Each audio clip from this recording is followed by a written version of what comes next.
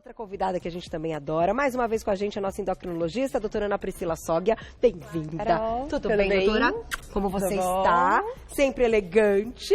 Hoje vamos ficar por aqui para nossa pauta, porque o assunto é super importante e eu acho que também vai ao encontro nesse momento do ano das festas e de algumas coisas que as pessoas podem perceber, né? Ou com a comilança ou com o sair um pouquinho da rotina. E até com o próprio verão mesmo, né? Então é muito frequente nessa época, Carol, a gente mudar nossa alimentação e com o próprio calor a gente tem um aumento de risco tanto de inchaço nas pernas como uma distensão abdominal.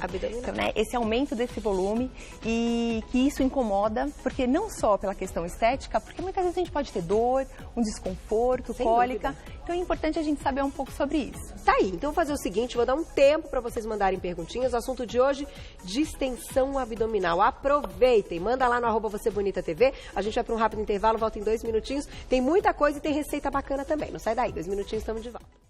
De volta com o nosso Você Bonita e hoje o assunto é distensão abdominal. Até para que a gente entenda as questões ligadas a intolerâncias, a alergias, enfim, alguns problemas também com a alimentação. Você vai destacar, doutora, alguns outros que podem ser problemas até de saúde, né? Sim, e na verdade que a gente tem que muitas vezes procurar um atendimento médico e rápido, dependendo da situação. Eu acho que antes de a gente começar a falar desses sinais de alertas, a gente pode mostrar um vídeo que mostra como que acontece o processo de digestão. Certo. Até pra gente entender, eu vou começar a falar um pouquinho do processo de digestão e a gente vai ver alguns fatores importantes nesse momento. Tá. Então, começa na boca, né, com a mastigação. E aí também é importante, falando da distensão abdominal, o cuidado de a gente muitas vezes não falar tanto durante a alimentação para não engolir gás, né? Porque a gente engole ar e isso pode aumentar a nossa flatulência.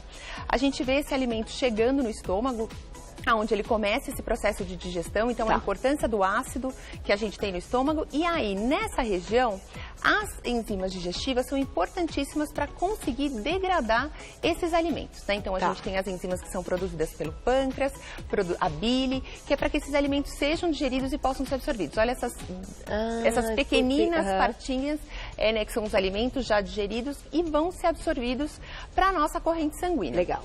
Ao mesmo tempo, essa motilidade do nosso intestino também é muito importante. Se ela for uma motilidade mais lenta, muitas vezes essas fezes acumulam-se no nosso intestino junto com os gases e dando essa distensão. Então a gente tem desde a nossa boca até o final, super importante para a gente conseguir, né, ter uma boa digestão e evitar esse excesso muitas vezes de gases, flatulência e uma consequente distensão abdominal. Certo, então entendemos a questão da digestão pela digestão. Como é a digestão. Aí daqui a pouquinho a gente vai desmembrar a questão o porquê que a distensão acontece.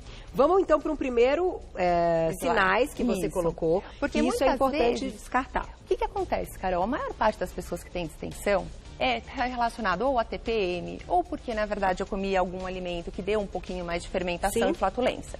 No entanto, muitas vezes essa distensão ela pode ser decorrente de sinais graves, de doenças graves que precisam de um tratamento médico. Vamos ver esses sinais de alertas e aí isso é muito importante o telespectador ficar atento, porque se aparecer isso, tem que procurar um médico. Tem que ir para o pronto-socorro. Então, sinais de alerta. Nossos sinais de alerta. Então, febre, vamos ver isso, dor abdominal intensa. Então, se for uma dor muito diferente do que a pessoa costuma ter, febre, fraqueza, emagrecimento. Às vezes a gente fica até feliz para emagrecer, mas não, isso pode ser um sinal grave, ainda mais se a gente não estiver fazendo uma dieta. Vômitos e náuseas, perda de apetite. Aí eu não quero comer nada, como se eu estivesse enjoada. Também tem que procurar aí uma atenção médica e alteração da coloração das fezes. Então, por exemplo, Carol, se saiu sangue nas fezes, se essas fezes estão mais claras, porque muitas vezes elas ficam brancas, ou se tem algum muco, tipo um pus, porque pode ser uma doença inflamatória intestinal. Puxa! Todos esses sinais que a gente conversou aqui, Carol, eles podem ser consequências de algumas doenças, que a gente também tem um slide. Olha lá. Que essas são graves e precisam de uma avaliação médica, tá bom? Então, a gente está colocando isso no início, que é o que você tem que descartar antes da gente entrar em outras questões. Em outras causas que são mais tranquilas, que a gente pode resolver com a alimentação. Perfeito. E essas a gente precisa de uma avaliação médica. Então, por exemplo, olha, eu estou perdendo peso, eu estou tendo sangramento nas fezes, pode ser uma verminose, eu preciso tomar um remédio para isso, tá? Uma apendicite, então eu tenho uma dor intensa, febre, eu preciso ir no médico porque é tratamento cirúrgico imediato. Certo. Miomas volumosos, principalmente as mulheres, muitas vezes essa distensão abdominal é por aumento do útero por causa desses miomas.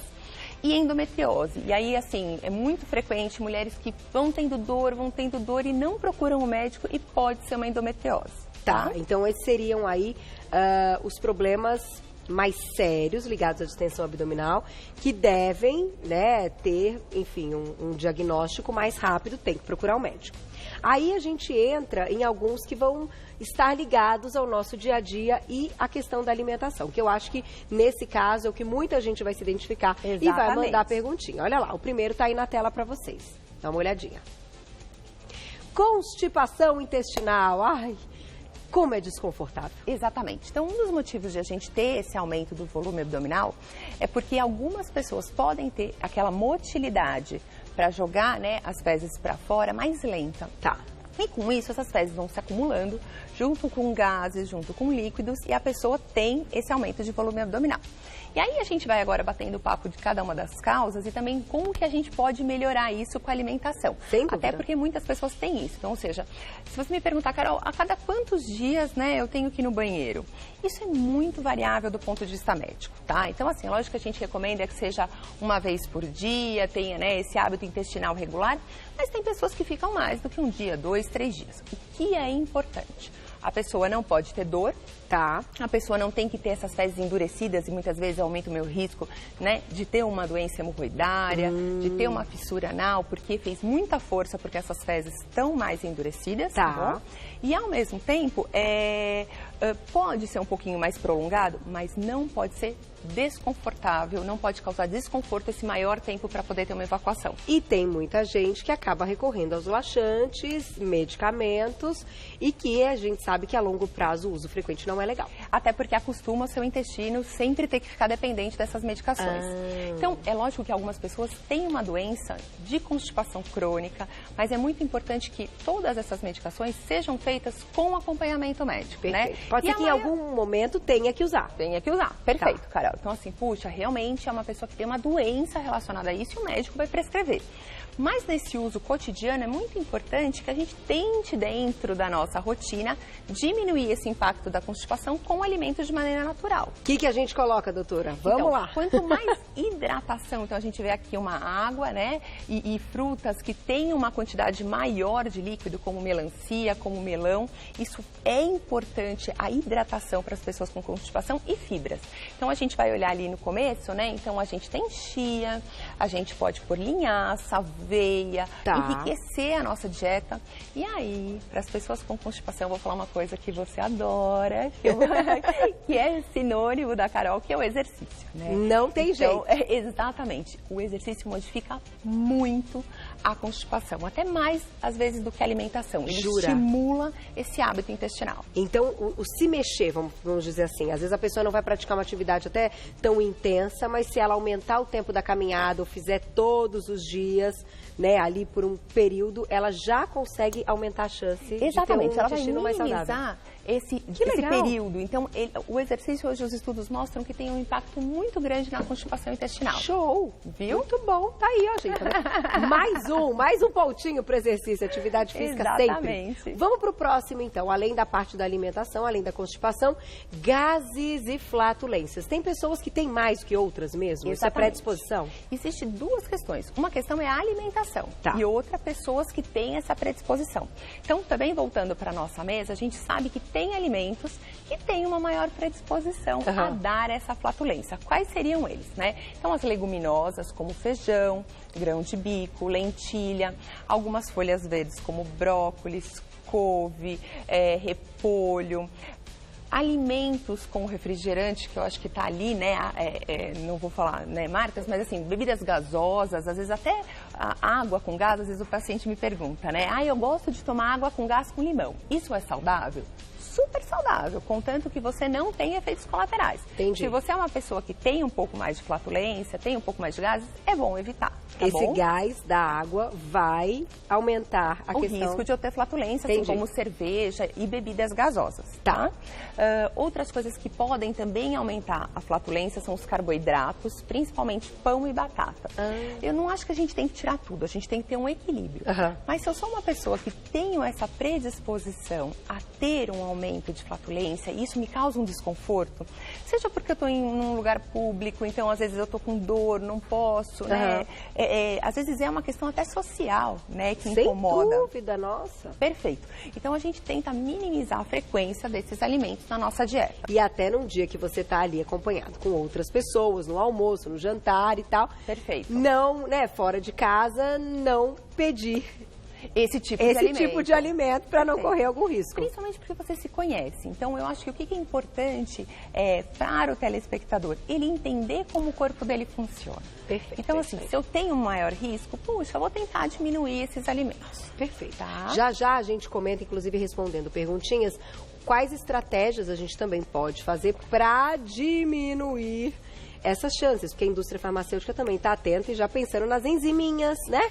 Que a gente joga nas comidinhas, já a gente fala sobre isso. Vamos para o próximo, então, que é a questão, acho que já é lactose, não é? Isso. Intolerâncias alimentares, lactose e glúten, não adianta. Quem tem e se alimenta, né? Ou da lactose e do glúten, vai ter distensão abdominal. Vai ter distensão, vai ter dor. E o pior, Carol, é que o fato dessas pessoas terem intolerância e continuarem usando, além do desconforto, eles causam um processo inflamatório intestinal. Tá. E esse processo inflamatório intestinal a longo prazo não é bom. Né? Tem até alguns estudos mostrando que podem ter algumas consequências mais graves. Então é importante para a pessoa saber se ela tem intolerância a esses alimentos ou não, para poder minimizar.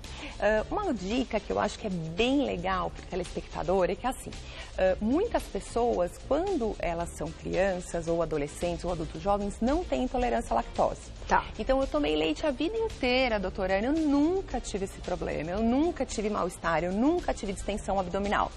Agora eu tomo leite um pouquinho a mais, eu começo a ter distensão, gases e outras coisas. Isso pode acontecer? Pode, Carol. Então, durante a nossa vida, a gente vai diminuindo a quantidade de produção das enzimas de lactase que faz a digestão da lactose. Então, não é pelo fato de que na adolescência eu não tinha esse problema que agora eu não vou ter. E vamos, assim, pensar que, eu já ouvi informações até aqui no programa, que hoje o número de pessoas com intolerâncias ou sensibilidade, tanto à lactose quanto ao glúten, aumentou horrores. E aí a gente faz a pergunta, então aumentou muito porque hoje as pessoas conseguem descobrir ou, né? Perfeito, ou Carol. porque, de fato, aumentou porque os produtos também se modificaram. Mas hoje tem o diagnóstico, né, doutora? Então, graças a Deus. Isso é muito legal o que você está falando. A gente não tem certeza se as pessoas já tinham. E também, antigamente, não era tão comum as pessoas continuarem fazendo ingesta de lactose na vida adulta. Tá. Seja porque, na verdade, era um produto mais caro, seja porque nossa dieta, pelo menos a brasileira, também é composta com uma quantidade maior de carboidratos. Mas hoje, com até a introdução da necessidade da proteína, é mais frequente as pessoas continuarem consumindo leite, iogurte e os seus derivados. Então, realmente, o diagnóstico está sendo muito mais frequente. A gente tem exames que fazem esse diagnóstico e é importante para poder diminuir esse desconforto. Sem dúvida, gente. Olha, ter o diagnóstico é a melhor coisa, né? Fazer aí tudo direitinho, os exames e tal, porque às vezes você pega de surpresa, até agora, num momento que muita gente vai sair para viajar, puxa vida, acaba estragando o passeio, uma viagem com uma coisa que, né, você podia ter tido o diagnóstico antecipado.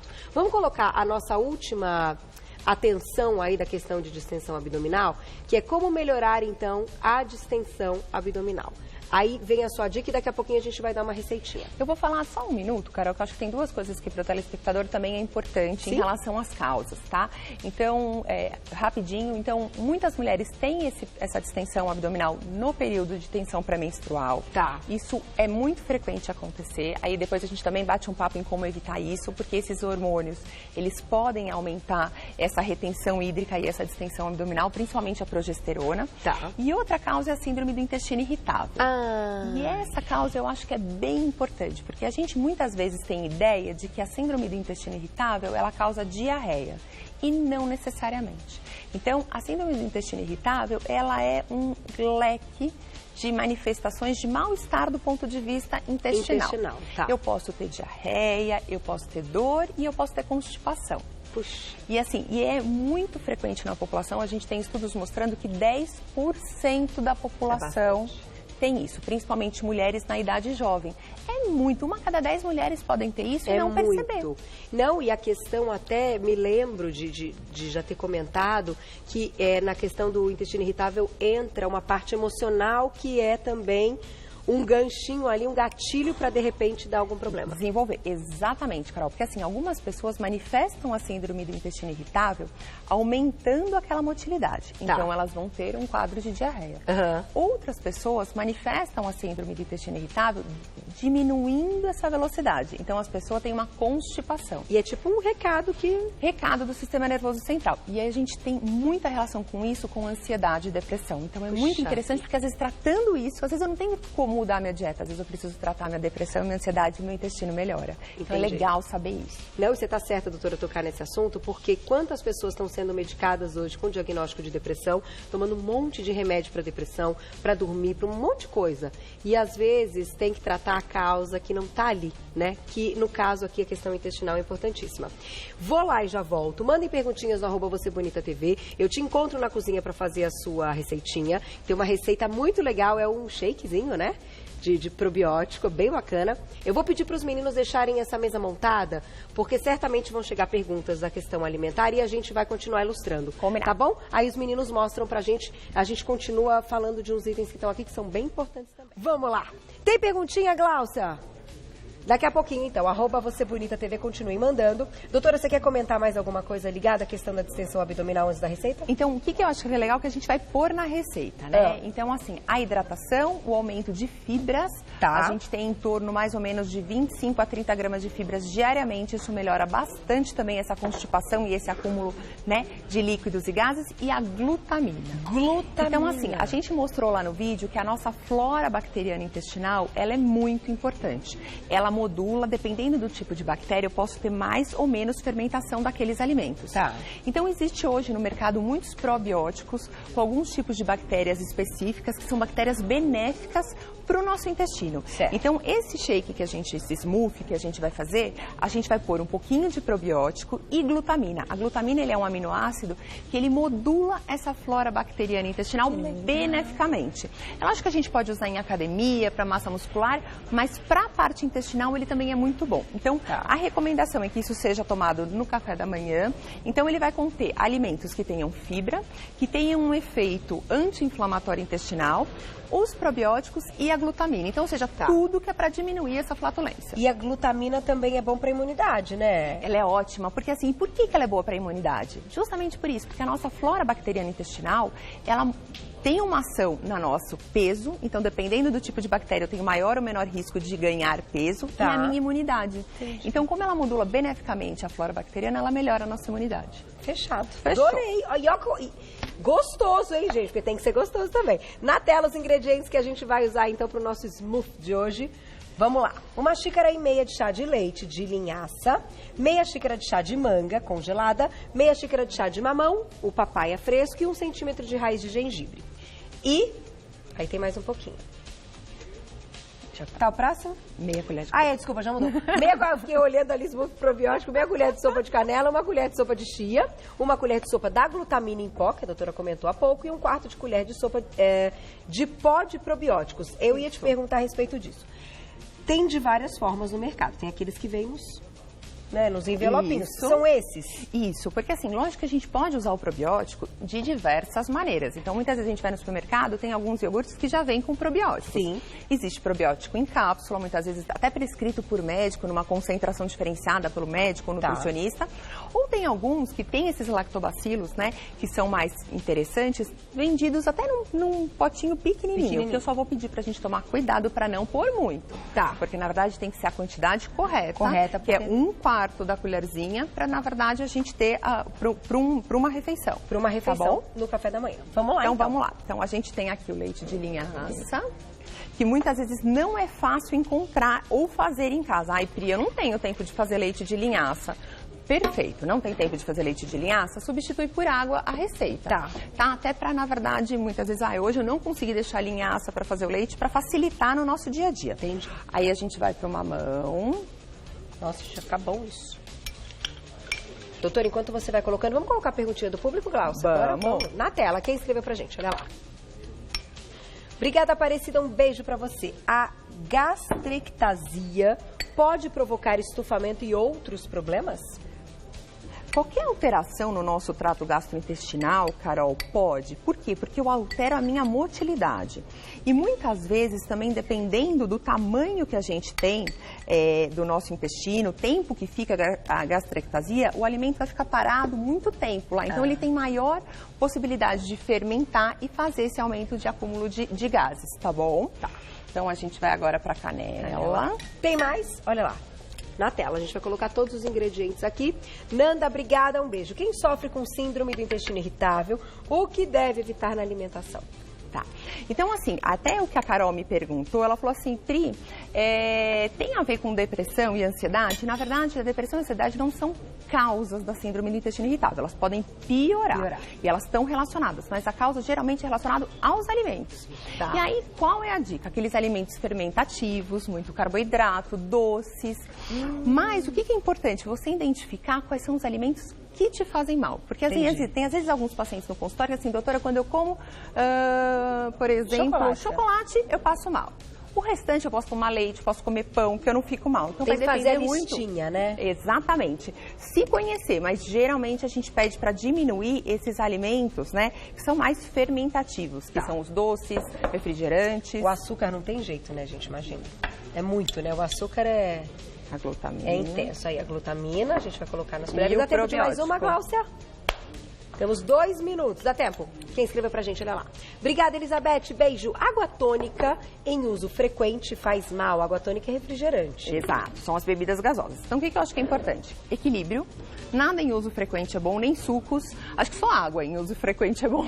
O restante a gente tem que ter um equilíbrio. Água tônica também. A gente tem que tomar cuidado com a quantidade e porque tem gás. Então, até para não ter essa distensão. Vamos fazer? Vamos, sobe o som.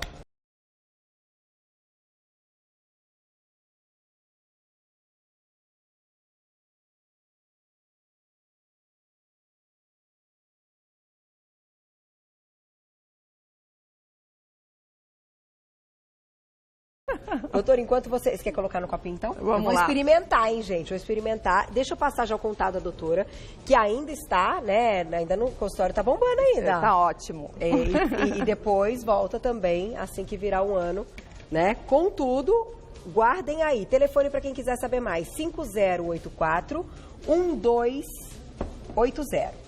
5084-1280. Tem o Insta da doutora da clínica, que é o Centro Terapêutico Actalive. Lá no Insta você encontra @Actalive, tudo junto. Então é o a letra K, T-A-L-I-V, @Actalive. Já encontra todo o trabalho da doutora. Deixa eu experimentar. Você pode fazer um pouquinho mais grosso ou menos grosso. Mais grossinho assim, a gente até recomenda que seja uma substituição para o café da manhã.